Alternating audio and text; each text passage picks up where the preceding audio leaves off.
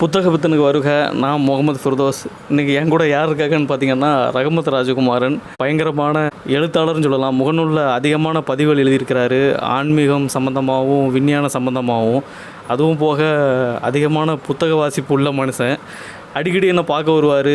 அப்படியே நிறைய கலந்துரையாடல் பேசிக்கிட்டு இருப்போம்.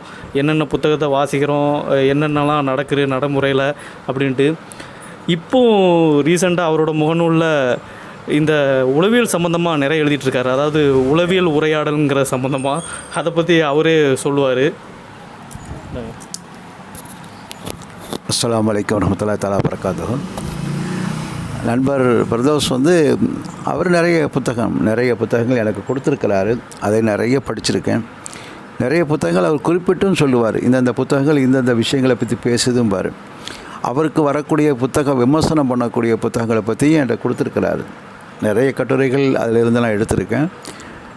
அவர் ஒரு உண்மையிலே புத்தக பிரியர் தான். அதில் எந்த விதமான சந்தேகமும் இல்லை. எங்கள் ரெண்டருக்குள்ள தொடர்புங்கிறதே புத்தகம்தான். புத்தகங்களை வச்சுள்ள தொடர்பு தான். வேறு நட்புக்கு வேறு எந்த விதமான விஷயம் இருக்கிற மாதிரி தெரியல எனக்கு. புத்தகங்களை பற்றி தான் அவர் பேசுவார். நானும் புத்தகங்களை பற்றி மட்டும்தான் பேசுவேன். இப்போ அவர் இன்னைக்கு வந்திருக்கும் போது அவர்கிட்ட உள்ள புத்தகங்களை பற்றி நான் பார்க்கலான்னு இருக்கும்போது அவர் என்ன எழுதிட்டுருக்கீங்கன்னாரு. இதே நான் வீடியோ போடலாமான்னாரு. சரின்னு அவ்வளோதான். இப்போ எழுதிட்டுருக்க தொடர் உரையாடலின் உளவியல். யார் எப்படி யார்கிட்ட பேசிகிட்ருக்காங்களோ அவங்க பேச்சில் இருந்து கூர்ந்து கவனித்தாங்கன்னா அவங்க மனநிலை தெரிஞ்சிடுங்கிறாங்க. உளவியல் சம்பந்தப்பட்டவங்க என்ன சொல்கிறாங்க, அது தெரிஞ்சுக்கிட முடியுங்கிறாங்க. அதுக்கு சொல்கிறாங்க. அவன் எங்கிட்ட ஒரு சாக்ரட்டிஸ் சொல்லும்போது அவனை எங்கிட்ட விடு, என்கிட்ட பேசு, நீ பேசு, அப்போ தான் உன்னை யாருன்னு சொல்ல முடியுங்கிறாங்க. அப்போ அந்த காலத்திலேயே சாக்ரட்டிஸ் காலத்திலேயே உளவியல் சம்மந்தப்பட்ட அது உரையில் தான், பேச்சில் தான் அவங்களுடைய மனநிலை அவன் யாருன்னு தெரிய முடியுங்கிறாரு. சாக்ரட்டிஸ் வாழ்ந்த காலம் பாருங்கள். ஸோ அப்போ இருந்து இந்த உரையாடலை பற்றி உள்ள விஷயங்களை, அதில் என்ன விஷயங்கள் அவங்களுடைய குணநலம் எப்படி இருக்குங்கிறத ஆய்வு செய்யக்கூடிய மிகப்பெரிய விஷயம். நான் இந்த தொடரை எழுதும்போது இதைத்தான் சொல்லணும்னு வரல, உரையாடல் உளவியல் பற்றி சொல்லணும்னு வரல.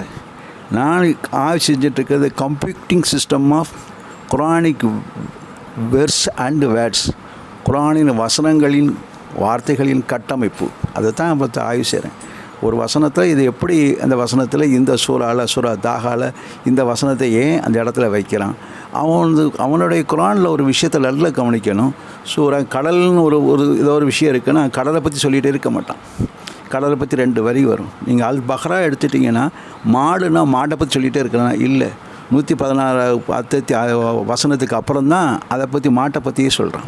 அப்போ இந்த விஷயத்தில் அவன் சொல்ல வேண்டிய விஷயங்களை சொல்லிகிட்டே இருக்கான். அதில் மாடை பற்றி வரும். அது மாதிரி ஒவ்வொரு அத்தியாயங்கள்லேயும் ஒவ்வொரு விஷயங்கள்லேயுமே அவன் தலைப்பு ஒன்று வச்சுருப்பான், அதை பற்றி சொல்லுவான். அதை தவிர எல்லா விஷயங்களும் சொல்லுவான்.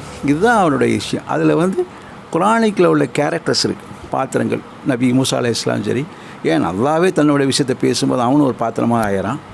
மூசா நபியும் சரி, நபிமார்களும் சரி, அப்புறம் சாதாரண கொடுங்கோலனான பிரவுனும் சரி, அவனுக்கு அந்த மாதிரி எதிர்த்து வந்த மற்ற எதிர்க்கக்கூடிய ஆட்களும் சரி, அது சாதாரண பிரஜைகளும் சரி, ஏன் அல்லாட்ட பேசும்போது அக்ரேய பொருட்களான சில பொருட்களை கூட அல்லாட்ட பேசுது. அல்லாஹ் அதுக்கு பேசுகிறான்.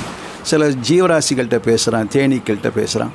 இந்த உளவியலில் அது என்ன பதில் சொல்லுதுங்கிறது இல்லை, அது எந்த சூழ்நிலையில் எப்படி சொல்கிறாங்கிற விஷயந்தான் எடுக்கலாம். இது மிகப்பெரிய விஷயம். இது கட்டுரைகள்லாம் 100 கட்டுரைகள்னு நினச்சி அதெல்லாம் போட முடியாது, அதுக்கு மேலே இருக்குது. ஆனால் சொல்லக்கூடிய விஷயத்தை தாண்டியும் இன்னும் விஞ்ஞானம் சொல்லுது. அதுதான் உளவியல் சம்மந்தப்பட்ட சொல்லுது. குரான் சொல்லிக்கிட்டே இருக்குது. இதைத்தான் தொகுத்து இதை எடுத்து போட்டுட்ருக்கேன். இது வரைக்கும் 24-25 கட்டுரை கிட்ட நான் பதிவு செய்திருக்கேன் குரானின் உளவியல் பற்றி. இன்னும் சொல்ல வேண்டிய விஷயங்கள் நிறைய இருக்குது.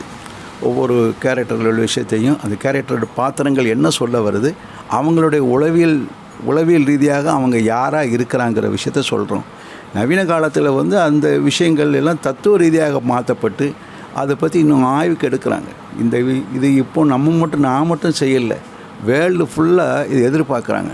எந்தெந்த கேரக்டர்ஸில் எப்படி யார் அவங்களோட குணநலங்கள் அப்படி இருந்ததா, அந்த குணநலங்கள் படி அவங்க வாழ்ந்தாங்களா, அதுதான் எல்லாம் அவங்க கொடுத்தானாங்கிற விஷயம். இதை பற்றி உள்ள ஆய்வு தான் செஞ்சிட்ருக்கேன். இன்ஷா அல்லாஹ் நீங்கள் படிச்சுட்டு அதோடய விமர்சனத்தை நீங்களும் சொன்னீங்கன்னா, கமெண்ட்ஸில் கொடுத்தீங்கன்னா, அதை நான் திருத்துறதுக்கும் இன்னும் கொஞ்சம் ஊக்கமளிக்கிறதாகவும் எனக்கு இருக்குன்னு நினைக்கிறேன். சொல்லுங்கள். கண்டிப்பாக பதிவை அடிக்கடி நான் பார்க்குறது உண்டு, சில விஷயங்கள்லாம் வாசிக்கிறது உண்டு நேரம் கிடைக்கும் போதெல்லாம். ஆனால் அவர் தொடர்ச்சியாக பதிவை போட்டுக்கிட்டே இருப்பார், ஒரு கன்சிஸ்டன்சி ஃபாலோ பண்ணிகிட்டே இருப்பார். அது என்கிட்ட கிடையாது. நான் அந்த தொடர்ச்சியாக ஏதாவது பதிவு போடுறதா இருந்தாலோ எது போடுறதா இருந்தாலோ என்னால் முடியாது, ஏதாவது ஒரு வேலைப்பளு வந்துக்கிட்டே இருக்கும். ஆனால் அவர் அதை ஒரு பழக்கமாகவே வச்சுருக்காரு, அதே பெரிய விஷயந்தான். அதுவும் போக அவரோட உரையாடல்லாம் ரொம்ப நல்லாயிருக்கும். வந்துட்டேன்னா எதை பற்றி வாசிச்சிட்ருக்கேன், இதை பற்றி எப்படி சொல்லியிருக்காங்க, அவர் எல்லாமே ஒரு ஆய்வு சம்மந்தமாகவே உரையாடுவார். அது ரொம்ப நல்லாயிருக்கும். எங்களோட பழக்கமே அப்படி தான் ஆரம்பிச்சிச்சு, இன்றைக்கு வரைக்கும் அப்படி தான் தொடர்ந்துட்டுருக்கு. அப்பப்போ வருவார், புக்கு எக்ஸ்சேஞ்ச் பண்ணிட்டு போவார், அப்புறம் அது ரிலேட்டடாக நிறைய சம்மந்தமாக சொல்லுவார். அதே மாதிரி நம்ம ஊருக்குள்ளே நடக்கிற நிறைய இந்த புத்தக சம்மந்தமான விஷயமா இருக்கட்டும், எதாக இருந்தாலும் சரி, அங்கே போகிறதுக்கு ரொம்ப ஆர்வம் உள்ளவர், நிறைய எழுத்தாளர்களை சந்திக்கணும் ஆர்வம் இருக்கிறவர். அப்பப்போ என்னையும் சந்தித்து பேசுவார். எனக்கு தான் அந்த நேரம் கிடைக்காது. கடைசியாக போனது எப்படின்னா, போன வருஷம் புதுமை பித்தனோட விழாவுக்கு போயிருந்தோம். அங்கே எழுத்தாளர் யார், எழுத்தாளர் வண்ணதாசனை சந்தித்தது நிகழ்வுலாம் நடந்துச்சு. அது நல்லா இருந்துச்சு. அப்புறம் ஒரு எழுத்தாளர் எவ்வளோ கஷ்டப்படுறாங்க, அவங்க எழுத்து எவ்வளோ முக்கியமானதுங்கிறதெல்லாம் பற்றி அங்கே பேசுனாங்க. அது உண்மையிலே ரொம்ப விஷயந்தான். இப்போது ரஹ்மத் ராஜகுமாரன் எழுதுகிறதே பார்த்திங்கன்னா, அவர் அவ்வளோ நேரத்தை ஒதுக்கி நிறைய விஷயம், நிறைய விஞ்ஞான சம்மந்தமாக, குரான் சம்மந்தமாலாம் எழுதுகிறாருன்னா ரொம்ப பெரிய விஷயம். அது காலத்தை தாண்டி நிற்கும் நான் நினைக்கிறேன். அவரோட எழுத்து எப்போவுமே சிறப்பானதாகவே இருக்கும். அவர் எந்த எதிர்பார்ப்பு இல்லாமல் மன திருப்திக்குன்னே அதை எழுதிட்டுருக்காரு. அதனால் அவரோட பேஜை ஃபாலோ பண்ணுங்கள், அவரோட பதிவுகள்லாம் நிறைய பாருங்கள். அவ்வளோதான். நன்றி.